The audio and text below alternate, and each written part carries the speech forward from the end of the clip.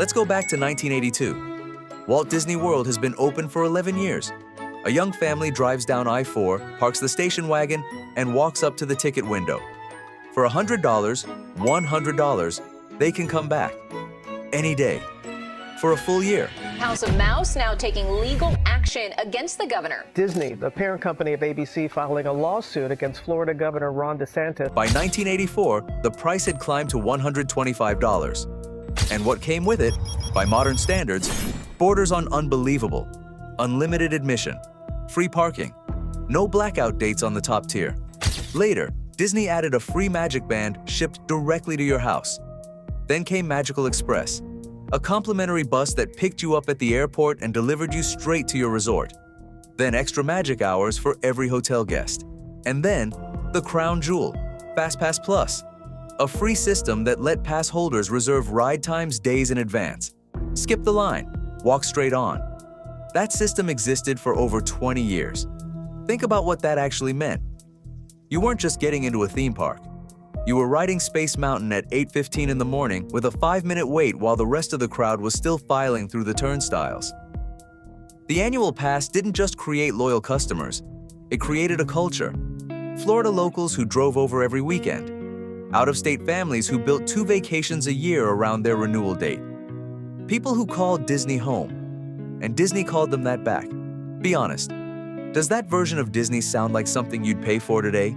Drop it in the comments.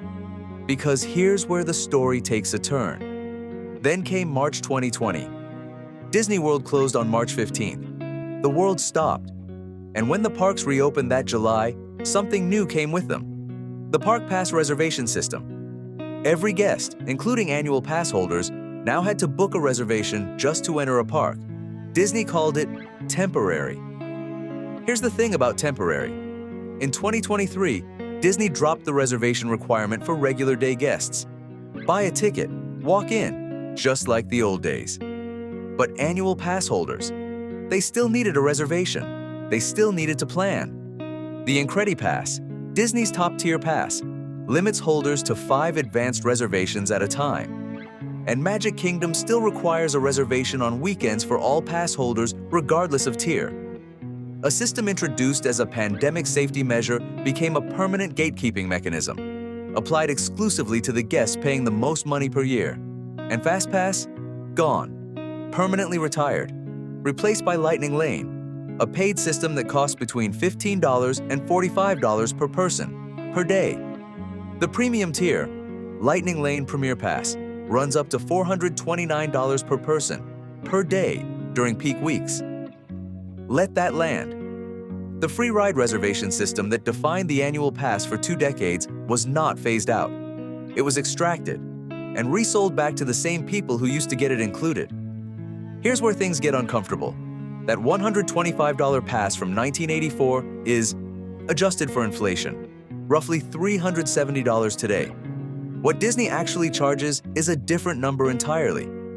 The IncrediPass, Disney's top tier available to out-of-state guests, was $1,299 when the new system launched in 2021. By October 2024, it had climbed to $1,549.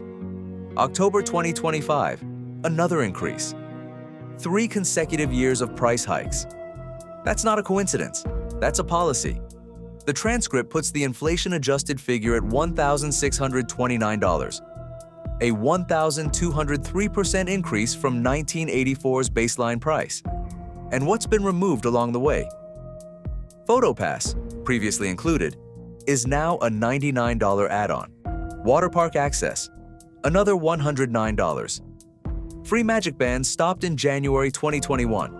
Magical Express was eliminated entirely in January 2022. Extra Magic Hours, the perk that used to belong to every hotel guest, are now exclusive to deluxe resort guests, the highest tier accommodations Disney offers. A baseline Disney World vacation for a family of 4 now runs approximately $7,422, a 47% increase over 5 years, according to data from Mickey Visit. Now here's the question most people don't ask. Why? Why does Disney keep raising prices while attendance drops? The answer, spoken out loud by Disney's own CEO, changes everything. Bob Chapek, Disney's CEO during the pandemic pivot, said it plainly on a 2020 earnings call. Someone who stays 5 to 7 days at a Disney resort is, in his words, marginally more valuable than a local annual pass holder. The reason? Pass holders consume less merchandise, less food and beverage. They know the parks too well to be upsold. Then Bob Iger returned as CEO in 2023 and went a step further. The goal, he stated publicly, was to shift the mix, away from annual pass holders, toward guests who come just once in a lifetime. Read that again. Disney's stated strategy is to replace its most loyal customers with people who visit once, spend everything they have, and never come back. Fewer guests. Higher spending per guest. That is the model. Attendance is down roughly 15% from 2019. Revenue is at record highs. This is the part where I want to know what you think. Agree or disagree? Is this just good business, or is it a betrayal of the people who built this brand? Say it in the comments. I want to see both sides. The tension didn't just simmer. At Disneyland, it exploded. In January 2021, Disneyland canceled its annual pass program entirely, after nearly 40 years. The replacement was the Magic Key program. The top tier, the Dream Key, was priced at $1,399 and marketed as offering no blackout dates.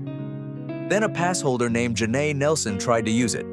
She paid $1,399 for the Dream Key and attempted to book a weekend reservation. No availability, despite single-day tickets being openly sold for those exact same dates. So she bought a separate ticket to get into Disneyland. The most expensive pass Disney offered couldn't get her through the gate. The resulting class action lawsuit alleged that Disneyland treated Magic Key holders as, and this is a quote from the legal filing, second-class ticket holders. Federal Judge David Carter allowed the case to proceed, ruling that the plaintiff had adequately shown how a reasonable consumer might be deceived by the terms of the pass. Disney's response: they didn't fix the reservation system. They eliminated the Dream Key entirely, added binding arbitration clauses to the new pass agreements, and reclassified annual passes as a limited license to enter, not a guarantee, a limited license. That's the legal language Disney now uses to describe what millions of families call their membership to the happiest place on Earth. Magic Kingdom is still the most visited theme park on the planet. It drew 17.8 million visitors in 2024. Disney Experiences posted record revenue and record profit that year. But in September 2025, something happened that no one at Disney headquarters wanted to talk about publicly. CrowdTracker data from Thrill Data and Disney Tourist Blog, pulling directly from Disney's own My Disney Experience app, showed average wait times across Walt Disney World dropping to just 24 minutes. That made it the slowest 3-week stretch of the year, the quietest month at the park since September 2021. On TikTok, visitors called it a ghost town. "I'm at Magic Kingdom right now, and this place is a tomb," one user posted. "Space Mountain, walk on.